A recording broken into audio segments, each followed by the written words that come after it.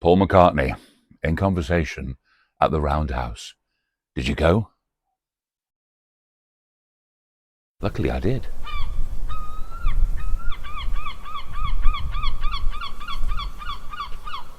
Hello, welcome to the Mermaid Tavern. How you doing? All right.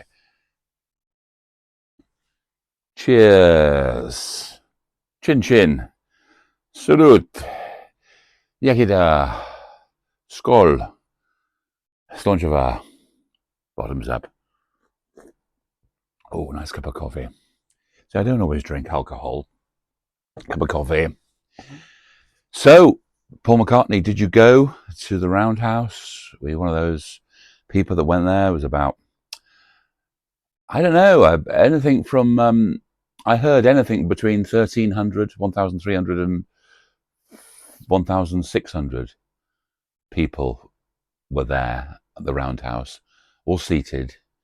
And of course, the tickets went on sale Wednesday, the week before. Did you try and get tickets? And they're just timed out in a minute, didn't they? Something stupid like that. And I was very glad to get tickets, and I went with my mate Alan.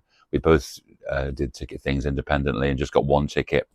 And even though we hadn't asked for it, the ticket price, which was about 79 quid, included the old CD, which I didn't really need, and I haven't even got a CD thing to play it on at the minute. I suppose I could play it on my DVD. And it was great to be there. It really was. What did you think of it? If you didn't go, I'll just talk a bit about it, and talk a bit about the evening. We weren't allowed to take any photographs. I'm sure you know. We were given one of these to stick right over your lens, because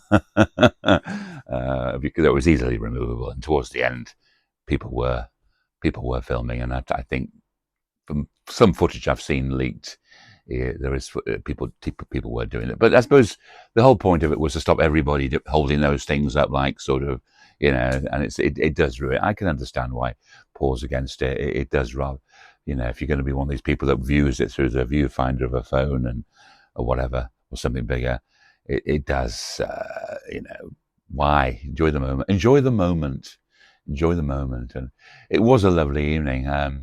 I was upstairs, and that was a shame, because I would love to have been close to Paul. I'd love to have been able to see close up, close quarters, really close Paul that way, see his face, right up close. As it was from, I was sat, we did initially go and we could get near the front on the upstairs, on the sort of balcony, the gallery, if you like. We did get near the front, but then there were loads of places where the columns of the Roundhouse, the pillars were in the way, obscuring the view. So we moved. In the end, we sat about 4 or 5 rows from the back, with a clear sight line of him. But unfortunately, I say clear sight line, I couldn't really make out his facial features. You could see he was there, but you couldn't really get details of his face, and that was a shame for me personally, because even though it's an intimate venue, and I've been to see gigs there before. I remember going to see the Dam there. I remember going to see Sinead O'Connor there. It's a great venue, but unfortunately, couldn't see him properly. That, even though it was so great to be there, and I felt really lucky to have the ticket because they did time out quickly, it's still was a bit annoying. If I'm honest about it, you've got to be honest about things, haven't you?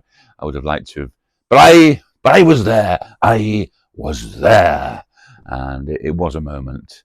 It really was. We didn't quite know what to expect. We thought, what's going to happen is in conversation, and of course, who was going to be interviewing him, and then on pranced this figure in a sort of off-white suit, and none of us, I don't think anybody where I was sat in the upstairs initially could tell who it was until he started speaking. Then of course it's Rob Brydon, but you couldn't initially tell who it was from the back. I don't, maybe at the very, very front if you've got better eyes than me, but I think I wasn't the only one who was looking around. Who is it? And then somebody, I think so straight away he started talking. We kind of knew who it was, So that was a bit, yeah, Rob Brydon. Well, I like Rob Brydon. He's funny, and I like him in The Trip with Steve Coogan and Impressions.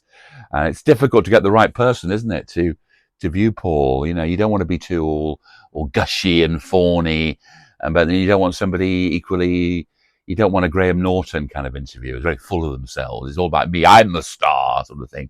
And there's a little, if I'm honest about that, there's a little bit of that with Rob Brydon because he's constantly performing all the time. I think he even said in an interview that I read that Steve Coogan says he's always on, and maybe it's just a sort of nervous thing with him. That's performing thing, and maybe he must have been a bit nervous interviewing. Even somebody like him who's in the public eye, interviewing a legend that is Paul McCartney, is a bit nerve wracking. You think, so he was inevitably performing, and I can forgive him that. And yeah, it was impressions. Paul was sort of counting them down in a sort of half-hearted way, sort of like a recurring joke through it, like 1, 2, 3, 4, 5, and it was like it got a little bit wary in a way. But then I'm just trying to think. I've tried to think anybody better that could have been there. And to be honest with you, the best interview I've seen recently of all the filmed interviews, because there's been a lot, haven't there, is the Paul Mescal one. You know, when in the cafe. You know, Paul, of course, who's playing him in the forthcoming biopics. I thought that was really kind of genuine, and it all didn't seem false at all. You know, he seemed to sort of, they were sitting together at the cafe, and you were sort of you know, like a fly on the wall sort of thing, listening to what they were saying. I thought that's the one I've enjoyed the most. Inevitably, I suppose, even though, you know, Rob Brydon did draw to attention to the fact it's a lovely intimate venue at the beginning that we're talking in. But as I say, intimate if you're near, if you can see his face. And you guys downstairs, I understand some of you were lining up about what 4 hours at least before or in some cases I think 12:30, 1:30, 5 hours before the doors opened. A lot of it was in the rain, and it started heavily raining in the afternoon. Alan and I, we didn't turn up until about. Actually, we didn't turn up. I think I knew upstairs we weren't going to get a great, you know, view, so I wasn't really bothered about turning up early to try and fight for a position at the front. Maybe I would have been if I had a downstairs seat, because I would have loved to have been near the front. But we didn't actually turn up until about an hour before. It's about 5:30, and oh wow, was that long line of people stretching right the way back, wasn't it? Got off at Chalk Farm tube station, which is the nearest to the Roundhouse, but almost could have got off at Camden Town because it was the line was going in that direction. And it was raining, and it was still very wet. Was in the venue, and I was quite tired. It was nice to sit down, but yeah. Do you know what? It was lovely actually to be there. It was like a listening party because you were listening to the album, and there was a guitar there, and you kind of wanted Paul to play a full song, but he sort of demonstrated that weird chord that he's talked about on the. Is it the first track? And then he put the guitar down. Then "Life Can Be Hard," which is such a wonderful, wonderful song. He picked it up, and then he started. I think he was a bit sort of shy about it, but he played and sang just the first sort of lines of it, and you kind of wanted him to play the whole thing, didn't you? But maybe they wouldn't let him. It's all managed for him. He's got people behind him, his manager and everything that organised it all. But you did get the impression, I got the impression anyway, that Paul did feel a little bit uncomfortable just sitting there where the music's playing. Wonderful, using the Roundhouse's PA, hearing the album. That was great, actually, it really was. And to be in the presence of Paul, but again, I wish I could have seen his face. You could tell he was sort of, you know, foot tapping and stuff and sitting there quite easy listening to it. But I wish I could have seen his face while all that was going on. I really do. But yeah, it was wonderful to be there. It was a moment that you won't forget. And yeah, despite my slight regret about not being able to focus on his face, what an evening, and one that I'll remember. I really will. I'm sure everybody that was there feel lucky to be there. That I was there. You know. But yeah, be grateful for what you got. Who said that? Billy Tony, remember you telling me that, or saying that in one of your videos a while ago. Be grateful for what you get with Paul, and yeah, he did allude to the fact that he has alluded to the fact he's got extra songs that haven't appeared on this album, and he did mention Lulu. He mentioned the backing singers like Chrissy Hind and Charlene Spiteri, on the Ringo track. But Home to Us. He mentioned Lulu in a song that didn't make the album. So again, that was. I think we all know that the songs have been left off. Are they going to be bonus tracks? Are they going to be a new album? I think we know. I think I know. This is not Paul's last album. Shut up if you're going on about it. Maybe it will be just a bonus extra.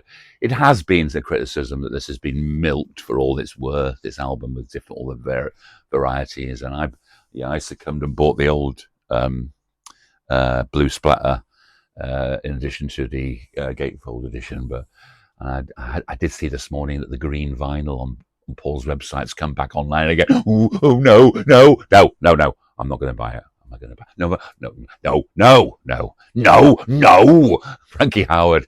Yeah, Rob Brydon was quite funny, actually. He alluded to the fact that Frankie Howard had recorded him, on that Sgt. Pepper's album. That's that awful film in the late 70s, and it was. And Paul had never even heard of that. He was talking about how many times people have recorded Yesterday and got the lyrics wrong, and that was quite funny. There were some moments. I kind of wanted some more stuff, I suppose. Everything we'd heard him say really had been recanted a lot. If you've seen it in recent video interviews, you've seen most of that stuff. But yeah, overall, I think Brydon did a good job, actually. Yeah, this is quite good. There's a Mojo interview with Paul this month, talking about the album and talking about all about the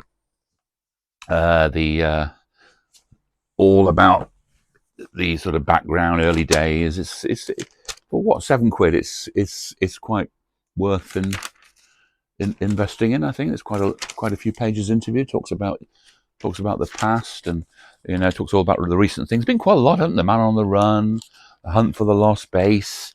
There's been a lot of Paul content this year, haven't there? We can't really complain about that. He talks about how he deals with depression, and Mike's obviously Mike's got this book, hasn't he? It says here the early Liverpool Genesis publications priced at £325. Reminds me of all those years ago when I'm in Mine came out. I remember this is what sort of 1980, 81 was it? My dear dad was alive, and I remember saying to my dad, "Oh, we buy that." But it was a bit too much. It was a bit too much. The signed copies of George, I kind of really wanted that, but it was expensive. It was expensive by then, those standards, But yeah, he just says, Paul says how talks about how Paul deals with depression. Always been through losing his mum, at an early age, and things that to deal with depression. You just, get on with it. And I think I do get the impression that music, well, it's not the impression, it's obvious that music is Paul's way out of solving depression. And that's why he will undoubtedly keep on playing music until he can't play music anymore. There's no doubt about that. So that's why I was thinking all these people saying his last album. Bollocks. He will keep on playing because, we all get depressed, don't we? God knows I've suffered from depression, and when I haven't done videos here, I've been, but you get on with it, don't you? Your KBO, as Winston Churchill once said. I won't do the translation to that just in case the algorithm here doesn't like it, but you've got to, haven't you? Thank you for listening to me going on. I hope you got something from it. I hope you stayed with me to the end, because a lot of the times I look at the stats and it says people have bailed out after about 3 minutes. So if you stay to the end, let me know, will you? Please comment, because, hardly get any comments, and just be nice, even if you didn't like what I said. You said bollocks to that, bollocks to your bollocks, and I just nice. Do you know what? It's good to get interaction, and it actually helps me. Any sort of comments, whether they're negative or not, helps push the video out to more people. But if you're one of the regular people that watches me, and thank you very much. It really means a lot. Doing these videos is like a therapy for me, just as Paul doing his wonderful music is a therapy for him, and also a therapy for us, isn't it? That last album, I'm still listening to it, and I'm still enjoying the tracks. I'm still enjoying the songs. Salesman Saying, Life Can Be Hard. In fact, all of them, We Too, you know, every single song on that album is great, and the ones I didn't mention in the last video I did about it, I'm loving them even more. So, anyway, pardon me. Thank you. Bless you. Will I see you again? I sincerely hope so.